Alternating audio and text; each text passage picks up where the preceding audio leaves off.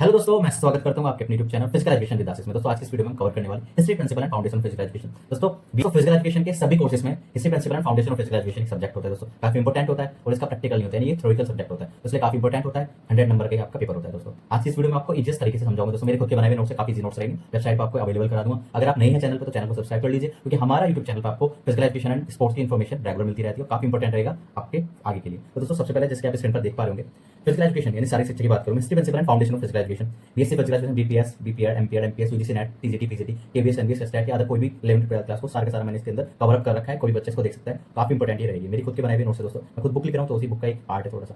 तो सबसे पहले हम बात करेंगे मीनिंग ऑफ फिजिकल एजुकेशन यानी शारीरिक शिक्षा का अर्थ क्या होता है। दोस्तों आपको बताओगे शारीरिक शिक्षा दो शब्दों से मिलकर बना है, शारीरिक और शिक्षा। ठीक है, अगर मैं शारीरिक की बात करूं तो शारीरिक का अर्थ होता है शरीर से संबंधित विभिन्न क्रियाएं एवं शारीरिक बल, शारीरिक क्षमता, शारीरिक बनावट, शारीरिक फिटनेस, ये सभी इसके अंदर आ जाती है। अब बात करता हूं दूसरा शब्द शिक्षा। शिक्षा का अर्थ होता है दोस्तों जानना, समझना, या ये एक मनुष्य के बौद्धिक विकास के लिए जरूरी होता है शिक्षा। ठीक है, तो शारीरिक शिक्षा का अर्थ होता है शरीर से संबंधित वे क्रियाएं, ठीक है, जिससे हमारा शारीरिक और मानसिक विकास हो रहा है। क्लियर है दोस्तों? तो शारीरिक शिक्षा शिक्षा का वह अंग है जो शारीरिक गतिविधियों को प्रशिक्षण देने का माध्यम बनता है। ठीक है, इसमें हम शारीरिक प्रशिक्षण देते हैं और उस शारीरिक प्रशिक्षण के माध्यम से अगर मैं बच्चों की बात करूं स्कूल में, तो बच्चों के वृद्धि और विकास में भी काफी सहायक होता है। ठीक है, शारीरिक शिक्षा शरीर से संबंधित गतिविधियों को अधिक सक्षम बनाती है, उसके बारे में ज्ञान में वृद्धि प्राप्त करती है तथा बच्चों के शारीरिक, मानसिक एवं संवेगात्मक विकास करने में सहायक होती है। तीन इंपॉर्टेंट होते हैं सबसे जरूरी, शारीरिक, मानसिक और संवेगात्मक विकास। ठीक है, बात करेंगे हम डेफिनेशन की, तो तीन इसके अंदर इंपॉर्टेंट डेफिनेशन है जो आती रहती है क्वेश्चंस में।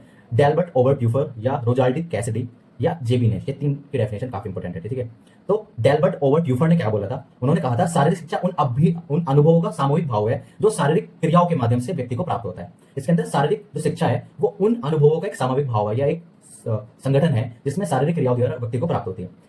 रोजल्डी कैसिडी ने कहा था शारीरिक क्रियाओं पर केंद्रित अनुभव द्वारा जो परिवर्तन मनुष्य में आते हैं वो ही शारीरिक शिक्षा कहलाती है। यानी कि जब हम कोई शरीर से संबंधित क्रिया कर रहे हैं उससे जो हमें अनुभव प्राप्त होता है और उस अनुभव के माध्यम से हमारे अंदर परिवर्तन आ रहा है, जो हम इंप्रूव कर रहे हैं खुद को, वही शारीरिक शिक्षा कहलाती है। जेबी निश ने कहा था शारीरिक शिक्षा शिक्षा के व्यापक क्षेत्र का वह अंग है जो मांसपेशी की सहायता से की जाने वाली विस्तृत क्रियाओं तथा उनसे संबंधित प्रतिक्रियाओं से संबंध रखता है। यानी कि उसका कहने का अर्थ यह था कि यह हमारी जो मांसपेशी, यानी कि अगर हम कोई भी क्रिया कर रहे हैं तो वह हमारी मांसपेशी यानी कि हमारे मसल्स के माध्यम से की जाने वाली क्रिया है, जो न्यूरोपेशी क्रिया जिसको बोलते हैं दोस्तों, उससे हमारा मेंटली, हमारा फिजिकली कंप्लीटली डेवलपमेंट होता है। ठीक है, मसल्स होती है न्यूरोपेशी मसल्स। ठीक है, शारीरिक शिक्षा वह शिक्षा है जो मनुष्य के शारीरिक और मानसिक विकास करती है। शिक्षा के द्वारा ही बच्चों में सर्वांगीण विकास होता है। ठीक है, उसकी क्षमता को बढ़ाया जाता है। तो शारीरिक शिक्षा से व्यक्ति चुनौती से प्रभावी तरीके से लड़ने में सक्षम बनता है। शारीरिक शिक्षा वह शिक्षा है जो मनुष्य के शारीरिक विकास के साथ साथ मानसिक विकास भी प्राप्त करती है। शारीरिक शिक्षा से व्यक्ति चुनौतियों से प्रभावी तरीके से लड़ने में सक्षम हो जाता है।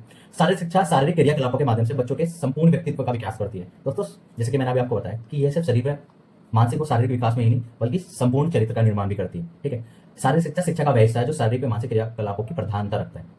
शारीरिक शिक्षा वह शिक्षा है जो शारीरिक क्रियाकलापों के माध्यम से व्यक्ति का विकास करती है। शारीरिक शिक्षा का शारीरिक और मानसिक रूप से व्यक्ति को पूर्ण बनाना ही एक उद्देश्य होता है। ठीक है, तो शारीरिक शिक्षा के माध्यम से बच्चों में संपूर्ण व्यक्तित्व का विकास होता है। तो जितने भी हमने परिभाषा बताई, ये मेरी परिभाषा थी, तो मैंने काफी सारी बुक्स थी उनसे देखी है और ओवरऑल जो इसका कंक्लूजन निकलता है वही निकलता है कि कंप्लीट डेवलपमेंट ही शारीरिक शिक्षा का मुख्य उद्देश्य होता है।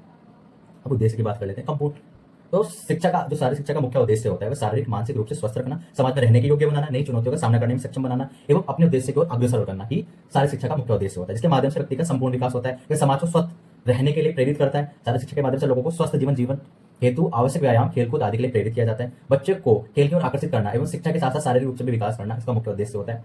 बचपन से स्कूलों में बच्चों को शारीरिक शिक्षा पढ़ाना काफी जरूरी होता है, जिससे बच्चों का रुझान खेलकूद के प्रति बढ़ सके और उनका शारीरिक रूप से विकास हो, उसके अलावा निम्न विकास भी हो सके, जिसमें सर्वांगीण विकास, शारीरिक विकास की वृद्धि में सहायक है, मानसिक विकास, भावनात्मक विकास, व्यक्तित्व विकास, चारित्रिक विकास, न्यूरोपेशी विकास और शारीरिक स्वास्थ्य में बढ़ोतरी। यानी कि अगर कंप्लीट डेवलप करना है तो शारीरिक शिक्षा जरूरी है स्कूलों में बच्चों के।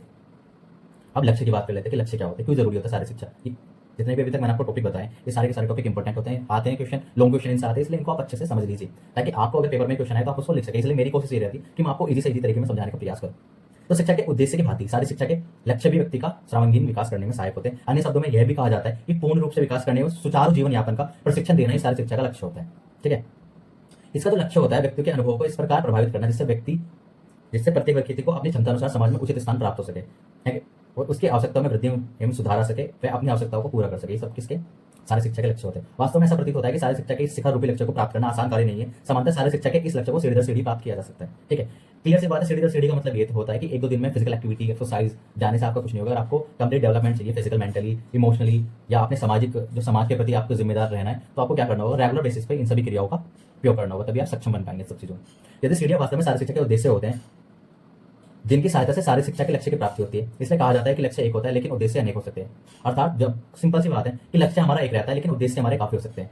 इसका सीधा सा पॉइंट ये है दोस्तों कि जो उद्देश्य होते हैं, उद्देश्य यानी किसी भी कार्य करने का हमारा उद्देश्य होता है, उसके पीछे प्रति एक हमारी उद्देश्य होती है। ठीक है, शारीरिक शिक्षावादी J.F. विलियमसन का कहना है शारीरिक शिक्षा का उद्देश्य एक कुशल, एक योग्य नेतृत्व देना एवं ऐसी सुविधाएं प्राप्त करना है जो किसी एक व्यक्ति या समुदाय को कार्य करने का अवसर दे और वो सभी क्रियाओं में शारीरिक रूप से तथा संपूर्ण मानसिक रूप से उत्तेजित एवं संतोषजनक और सामाजिक रूप से निपुण। ये कहना था दोस्तों J.F. विलियमसन का, जो ये कहना चाह रहा है दोस्तों कि सारी शिक्षा जो होती है एक लीडरशिप क्वालिटी आपके अंदर डेवलप करती है। लीडरशिप क्वालिटी आपकी पर्सनैलिटी को इंप्रूव करती है, आपके व्यक्तित्व को, आपके बिहेवियर को, सबको समाज में रहने योग्य बनाती है।